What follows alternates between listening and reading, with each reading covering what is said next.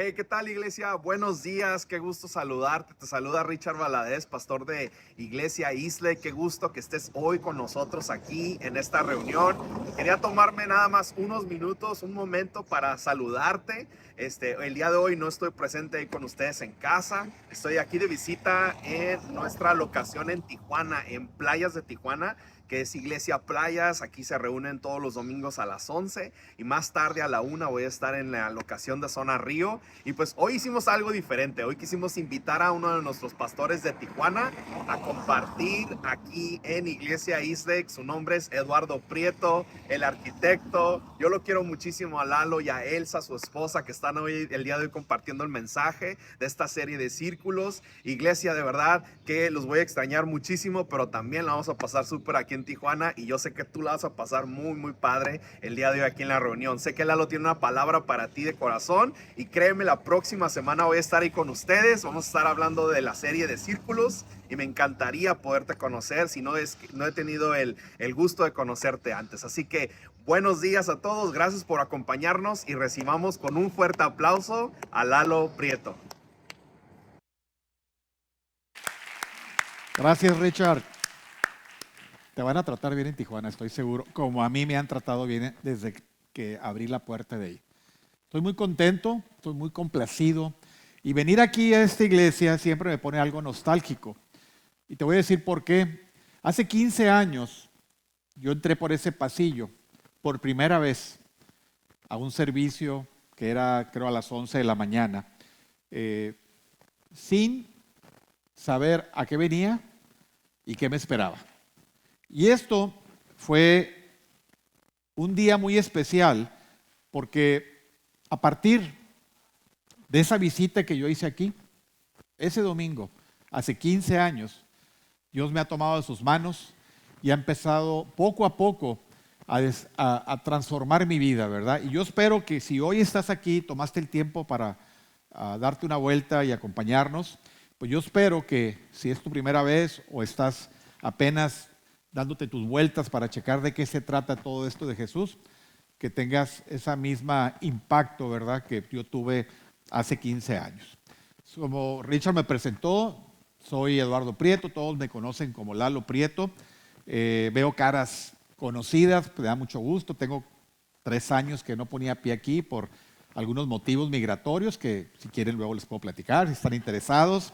Pero nada grave, simplemente cuestiones de trámites burocráticos, ¿no? Así que pues estoy muy contento, como te lo dije, de estar aquí. Y pues estamos en esta serie, ¿no?, que estamos ahorita hablando, que es Cerrando el Círculo. Y me da mucho la atención de estas figuritas, porque mis hijos el año pasado me regalaron un Apple Watch y de repente se me ponen esos circulitos. Y no sé ni qué son, la mera verdad, ¿no? Apenas ahora que empezamos con esta serie, me di cuenta para qué servían, ¿verdad? Y bueno, espero, como muchas cosas que Dios nos llama a hacer, empezar a ponerlo a práctica para poder mejorar algunos aspectos de mi vida, de mi salud y sobre todo, pues, que esto contribuya más a mi caminar espiritual, ¿no? El mensaje de hoy se llama El Camino de la Gracia. Y es un tema que hemos venido tratando estas semanas, creo que es una serie que va a durar 4 semanas, y hago así un pequeño recuento, ¿no? Hablamos sobre justicia, misericordia, y como te lo acabo de decir, hoy ya lo haremos sobre la gracia. ¿Qué es la justicia, no? Para tratar de definir y poniendo los conceptos claros. Es aquella donde obtengo el castigo que merezco. Si yo me hago una infracción de tránsito, por más insignificante que pueda ser, pues voy a recibir un castigo, voy a tener que pagar una multa. La misericordia es cuando cometo algo y no obtengo el castigo. De alguna manera me libro de esa pena o de esa multa o de ese castigo que merezco recibir, pero no lo recibo. Y la gracia, y ahorita Rita en su oración lo dijo muy claro, ¿no?, es obtener algo inmerecido. Y podemos experimentar esta gracia de Dios a través del perdón y de su amor. Y quiero hablar un poquito de estos dos conceptos, del perdón y su amor. A veces pareciera que el perdón es algo imposible. Es algo con lo que batallamos. A veces hemos sido lastimados, dañados o hemos quedado de un lado en el cual sentimos que el perdón es algo imposible de hacer. Pero mira lo que dice en Colosenses capítulo 1. Pablo escribe lo siguiente en el versículo 13. Dice, porque Él nos ha librado del dominio de las tinieblas. Él nos ha rescatado. La cruz es el hecho más importante del rescate que Dios hizo por nosotros a través de la vida de Jesucristo. Él sabía que se avecinaba un mal para nosotros. Sabía que estábamos perdidos. Y Él nos arrebató y nos puso en la oportunidad que podamos elegir el camino de Cristo. Y luego dice, y nos trasladó al reino de su amado Hijo. Yo te quiero decir algo bien importante. No somos salvos de algo, sino somos salvos para algo. Hay un propósito atrás de la salvación, en el cual nosotros tenemos que empezar a experimentar qué es el propósito para el cual Dios nos ha puesto de su lado, nos ha invitado a su reino. Y al ser rescatado de ese reino de las tinieblas, entonces pasamos al reino de Dios. Él nos arrebata, como tú arrebatas un niño que puede estar en peligro de que lo muerda un perro, que lo atropelle un carro. ¿Qué haces? Lo arrebatas y lo proteges. Es lo mismo que Dios ha hecho con nosotros. Y luego termina diciendo, en quien tenemos redención, el perdón de los pecados. Y es interesante cuando Pablo habla de Cristo y de este reino en el que ahora somos parte. Y una de las primeras cosas que él empieza a establecer es que este reino se trata del perdón de los pecados. Y si necesitamos entender algo del reino de Dios, primero que nada necesitamos entender del perdón. Eso que pareciera imposible que yo lo pueda hacer. Necesitamos entender la parte vertical del perdón, que es Dios perdonándonos a nosotros. Y también necesitamos entender la parte horizontal, que es nosotros tener la capacidad de perdonar a otros. Porque el vertical y el horizontal forman la imagen de la cruz, el poder redentor de Jesucristo. Cuando los discípulos le preguntaron a Jesús cómo orar, Jesús lo estableció que oráramos por perdón. Perdona nuestros pecados, es la parte vertical, como también nosotros perdonamos a los que nos han ofendido, la parte horizontal. Las dos se conectan y deben de ir de la mano. Ahora bien, lo primero que debemos de entender para poder caminar hacia el perdón es lo siguiente. Es establecer la perspectiva que libera el poder perdonar. Y hay una parábola en el Mateo, en el capítulo 18, a una pregunta que Pedro le hace. Yo a veces me despejé un poquito en Pedro porque también soy muy preguntón. Me gusta preguntar y pregunto demasiado y luego mi esposa me dice, ¿por qué preguntas tanto? Pues bueno, pues que quiero saber, ¿verdad? Me gusta saber las cosas, ¿no?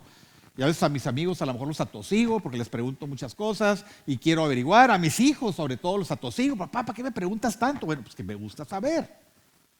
Esa es una inquietud que tengo, ¿no? Y Pedro pregunta, ¿cuántas veces necesito perdonar?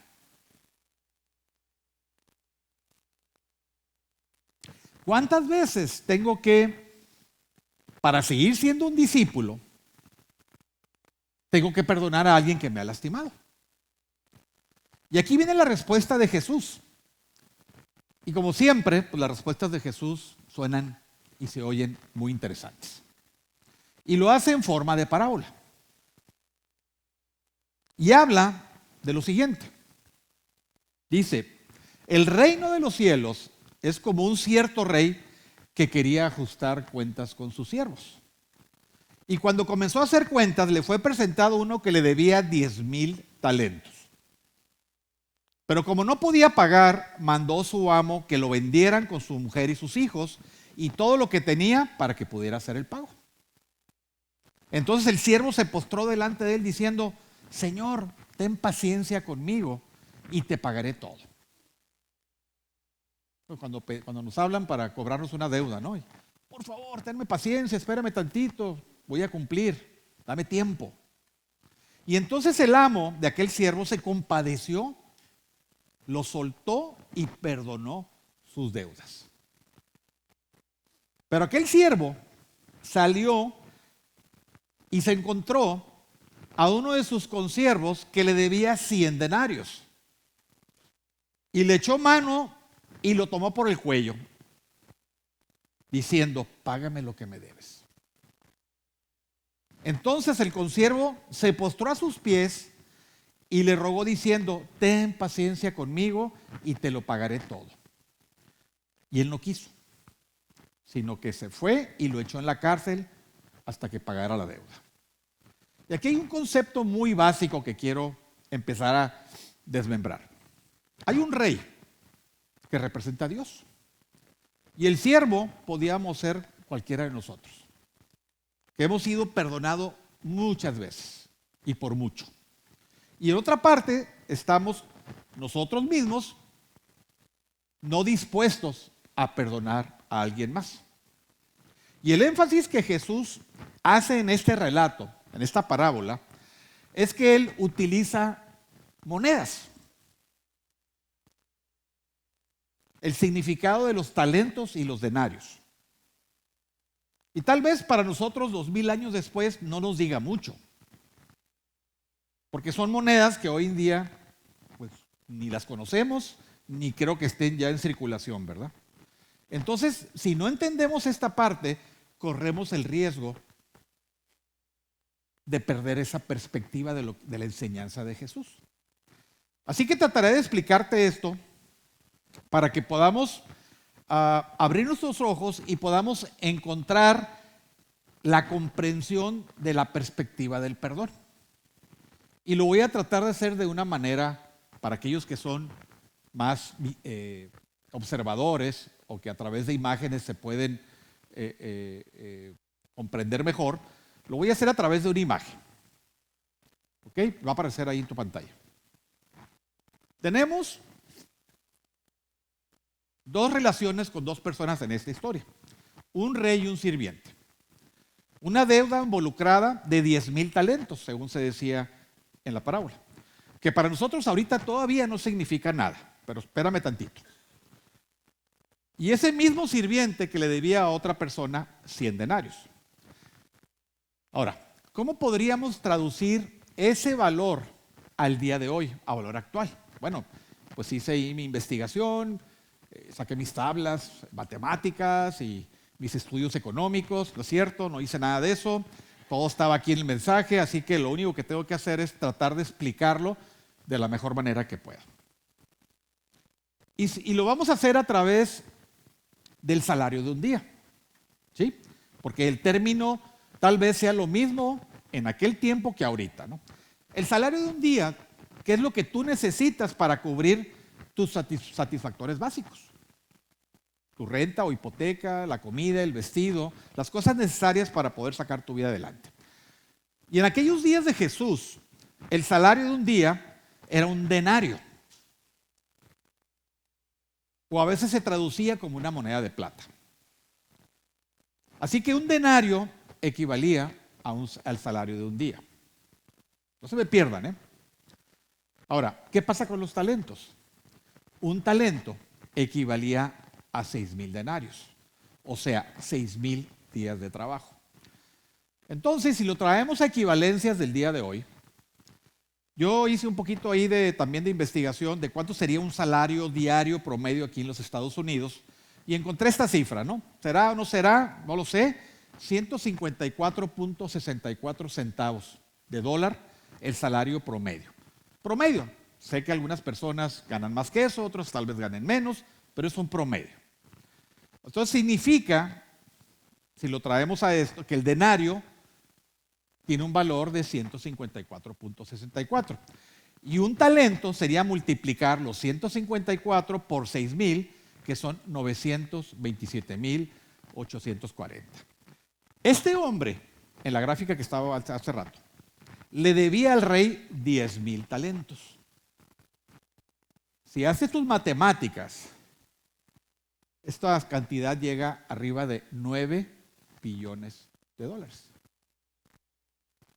Y yo me pregunto, ¿no? ¿Qué pasó aquí, no? ¿Cómo se los gastó? Pues yo no creo que un sirviente, bueno, que obtuvo esa cantidad de dinero, pudiera estar en esa posición de sirviente, ¿no? Es una cantidad increíble de dinero. Pero Jesús establece su punto. Y lo que le está diciendo a los discípulos es que tenemos una deuda tan grande ante Dios que nunca la vamos a poder pagar. Una deuda tan grande que nunca la vamos a poder pagar. No hay forma de que puedas pagar una deuda de 9 billones de dólares. Y nosotros, a través de nuestra vida, tal vez hayamos acumulado deudas muy grandes, en la cual tampoco estamos en la posición de poderlas pagar. Así hagas lo que hagas, así hagas obras buenas y vayas y regales y esto y lo otro y aquello, jamás vas a poder ante Dios pagar esta deuda. Por eso necesitamos un Salvador.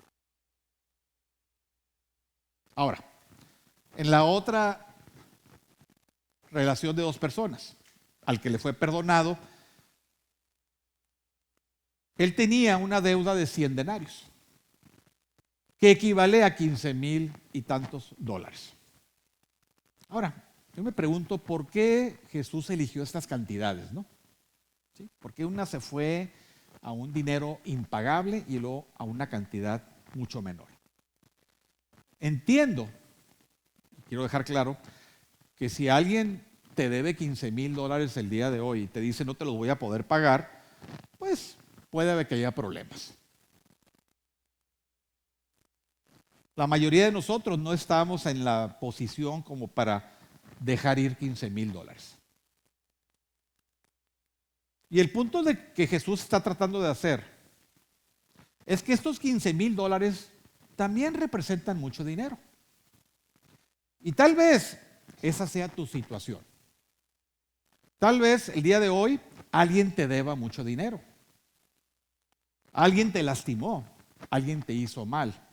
Alguien te trató mal y no hay excusa para eso. Tal vez haya una deuda involucrada entre ti y otra persona. Pero mientras tú permanezcas enfocado en esa deuda, estos 15,000 que parecieran que no son mucho, pero sí son mucho, estás en la justa razón de poder exigirlo. Pero el punto es este, y aquí es donde quiero llegar. 15,000 es mucho dinero, hasta que lo comparas con 9 billones. Y esa es la perspectiva del perdón. Jesús no está diciendo que los 15,000 es una cantidad insignificante o que pueda olvidarse fácilmente. Pero lo que Él nos está pidiendo es que nos retrocedamos tantito y cambiemos nuestra perspectiva. Tengo yo derecho a reclamar los 15,000, pero estamos perdiéndonos y estamos quitando la vista de lo más importante. Ahora, si yo fuera el diablo, y gracias a Dios no lo soy, yo intentaría todo el tiempo que tú te estuvieras enfocando en los 15,000, que te estuvieras aferrando a esa deuda que alguien tiene contigo, o esa ofensa que alguien te realizó y que te dejó lastimado. Y trataría de hacer todo lo posible para apartar tus ojos del hecho que Dios te ha perdonado mucho más que eso. Y la forma en que lo hace es a través del orgullo. Ay, el orgullo. El orgullo que mata el perdón. Y aquí hay algo muy interesante, fíjate. No somos perdonados en automático por el solo hecho, o el gran hecho más bien, de ser hijos de Dios. No somos perdonados nada más por eso. La Biblia es muy clara en esto y dice que los pecados nos son perdonados cuando los confesamos. Hay que confesar nuestros pecados. En el primero de Juan, capítulo 1, versículo 9 dice, si confesamos nuestros pecados, Dios que es fiel y justo nos los perdonará y nos limpiará de toda maldad. Si afirmamos que no hemos pecado, lo hacemos pasar por un mentiroso y su palabra no habita en nosotros. El orgullo te hace pensar, ¿sabes qué? Yo no debo nada. Mi vida está bien. Eduardo Prieto hace 15, 20 años. Todo está bien en mi vida. No soy tan malo, no le he robado nada a nadie, no he matado a nadie. Y entonces, pues mi vida está muy bien. Y este hecho, esta declaración, está restando la importancia al hecho de que Dios envió a su Hijo a morir en la cruz para pagar por todos tus pecados. Por los tuyos y los míos, porque ustedes también, no nomás yo. Yo levanto la mano aquí enfrente y me vantareo. ¿Eh? Y esta es la razón por la cual Dios odia tanto el orgullo. Repetidamente la Biblia nos dice que Dios odia el orgullo más que todos los demás pecados. Y vaya que hay muchos, ¿eh? ¿Por qué? Porque el orgullo te roba la bendición. El orgullo endurece tu corazón para que no veamos nuestra propia necesidad de perdón y la necesidad que tenemos de ponernos a cuentas y perdonar a otros también. Y eso nos priva de experimentar la gracia de Dios. Y estoy llegando aquí a la médula del asunto. Porque es solo cuando confesamos es que podemos derribar todas esas cosas que están entre Dios y nosotros, que por orgullo no las hemos podido superar. Y al hacer un lado el orgullo, reconocemos nuestra culpabilidad. Y estamos abriendo nuestro corazón para que venga y se haga presente el milagro del perdón. Porque como te dije al principio, parece imposible poder perdonar. Y el pecado es solo un problema y un gran problema cuando no hay perdón. Pero si hay perdón, y lo hay, es que puedo empezar a experimentar su gracia y su perdón. Y cuando ya te empiezas a dar cuenta de todo esto, y yo hubo un punto en mi vida que yo empecé a darme cuenta de todo esto, y cuando me empiezo a recordar constantemente todo lo que Dios ha cancelado en mi vida producto de mi pecado, es que empiezo a convertirme en una persona diferente. Empiezo a pensar diferente, mis prioridades son diferentes y mi perspectiva cambia. Y esa es la invitación que yo te hago hoy, que podamos iniciar este proceso de cambio para que podamos ver la perspectiva del perdón desde un ángulo diferente. ¿Y esto qué produce? La paz que se encuentra en el perdón. Y esto lo he visto reflejado en mi vida a través de muchos sucesos. He tenido que reconstruir mi vida y pedir perdón de muchas cosas que yo, como te platicaba hace rato, todo está bien. Yo no tengo por qué pedirle perdón a nadie. Y a veces suceden cosas inesperadas que nos ponen en una posición de ponernos a prueba si verdaderamente ya hemos desarrollado capacidad para poder perdonar. Te voy a platicar una historia breve que nos acaba de suceder a mi esposa y a un servidor en la Ciudad de México hace aproximadamente 2 meses. Estábamos en un viaje en la Ciudad de México, en unas conferencias, y era un día martes, si no recuerdo, y nos fuimos a cenar a un lugar muy bonito ahí en la Ciudad de México. Y estando cenando, compartiendo la mesa con otros amigos, pasó algo que yo creo que a nadie de aquí le ha pasado, ¿eh? Creo. Y si le ha pasado, pues luego lo platicamos. De repente, estábamos sentados en la mesa platicando muy a gusto, íbamos a empezar a cenar, y en un momento menos pensado, se nos vino el techo encima. Se desprendió un pedazo de techo del restaurante que estaba. Y no estábamos en Tepito, ni en La Lagunilla, ni nada de esas cosas. Estábamos en un lugar nice, vamos a decirlo, ¿no? ¿Sí? Cuando yo volteé a ver a mi esposa después del estruendo que esto ocasionó y cayeron la mesa y se rompieron los vasos y los platos, yo volteé a ver la cara de mi esposa totalmente ensangrentada. Mi reacción, ¿cuál fue? Pudieran haber sido muchas. Ir a agarrar al gerente y prácticamente igual que en la parábola agarrarlo del cuello y decirle, ¿qué te pasa? ¿Qué está pasando? Pero lo primero, mi reacción fue ayudarla a ella, a tratar de contenerle la hemorragia. Llega el gerente, el personal del restaurante, que estaban muy alarmados por esto. Inmediatamente llamaron a los paramédicos, hicieron todo el protocolo que tenían que hacer, afortunadamente.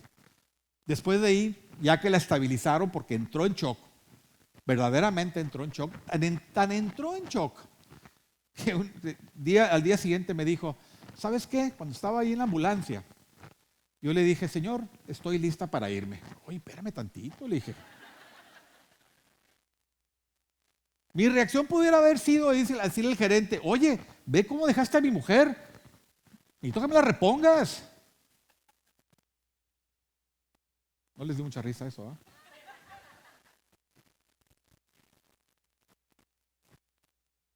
Todo pasó tan rápido y conociéndome y sabiendo mis defectos de carácter, me di cuenta que Dios ha trabajado en mí. Me di cuenta. Porque traté, lo primero, en vez de irme a pelear y a reclamar y gritar y exigir, decidí estar al lado de mi esposa. Y estar en cada momento, desde que la subieron de la ambulancia, nos fuimos a un hospital, le hicieron una serie de pruebas para ver si no había fracturas, golpes, esto, lo otro, aquello, porque fue muy aparatoso. Tenemos muchas maneras en que podemos reaccionar ante una situación así. Pero Jesús nos ha enseñado que aún en las situaciones difíciles, te dice, ama a tu enemigo. Yo no quiero considerar en este caso, y lo pongo como ejemplo, que alguien adrede haya hecho esta situación, ¿no? Pero hay responsables. Todos somos responsables cuando suceden cosas. Y para mí este hecho, este suceso, que afortunadamente mi esposa está aquí sentada enfrente, quedó más bella que nunca, ya la acaba de dar de alta su doctora que la está atendiendo aquí en Tijuana, el gerente, y quiero decirlo, nunca se despegó de nosotros en ningún momento, estuvo en la ambulancia, bueno, en la ambulancia yo me fui con ella, pero él se fue atrás de nosotros, fue al hospital, y un momento llegó y se me acercó, Señor, estamos muy apenados, no quisiéramos, ¿verdad?, que esto pues se vaya a hacer un problema, nosotros vamos a hacernos cargo de todo, lo que sea necesario, porque él pensaba que yo a lo mejor pudiera tener la intención de decir, ¿sabes qué? Te voy a demandar y esto y lo otro, y voy a hablarle al Ministerio Público, y pudiera haber hecho un gran escándalo de todo esto. Pero ahí fue cuando me di cuenta, lo que te acabo de decir, que verdaderamente Dios ha trabajado en mí. Porque en el reino de Dios no hay límites para el amor. No hay límites para el amor. Y en el reino de Dios, el prójimo o tu prójimo y el enemigo pueden ser los mismos, si tú decides cómo reaccionar. Y termino diciendo esto. El poder que se desata a través del perdón. Cuando tú perdonas, no tienes idea de lo que pones en marcha.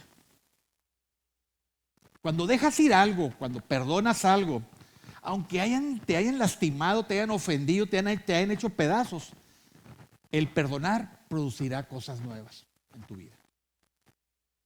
Nosotros podemos elegir reaccionar de muchas maneras. Yo hubiera podido haber elegido reaccionar de una manera violenta y le hubiera aplicado la ley que en México es muy famosa de ojo por ojo, diente por diente.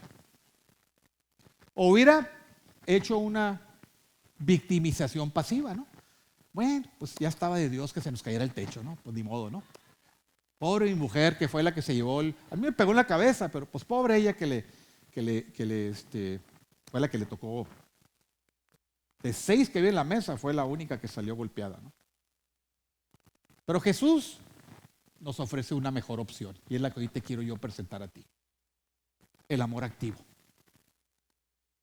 A veces se requiere ser valiente y tener coraje para no responder con violencia ante alguna situación como la que yo enfrenté ese día. Porque el amor activo hace 4 cosas. Lucas 6, 27, 28, no está en tus notas, pero dice: pero a ustedes que me escuchan les digo, amen a sus enemigos, hagan bien a quienes los odian, bendigan a quienes los maldicen, oren por quienes los maltratan.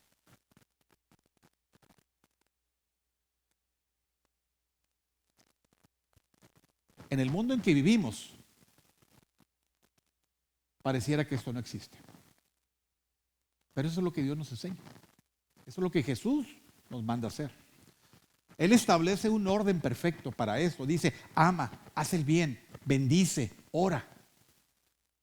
Porque solo podremos amar como Dios cuando reconocemos que hemos sido perdonados, y mucho. Y también reconocemos que Él nos amó primero a nosotros.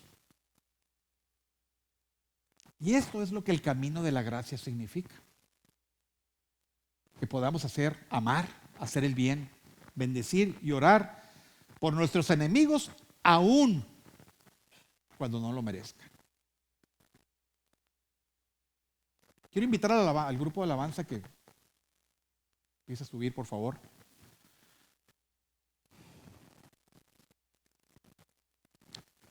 Tal vez hoy estemos aquí, o alguien de ustedes esté aquí, y tienes algo que no has podido soltar o que no has podido dejar ir. Hay una deuda muy difícil de perdonar, que te ha mantenido cautivo, te tiene esclavo, te tiene atado por mucho tiempo. Pero yo creo que es momento de que podamos empezar a poner nuestros ojos en la deuda que Dios ya canceló a cada uno de nosotros. Y yo espero que este momento nos ayude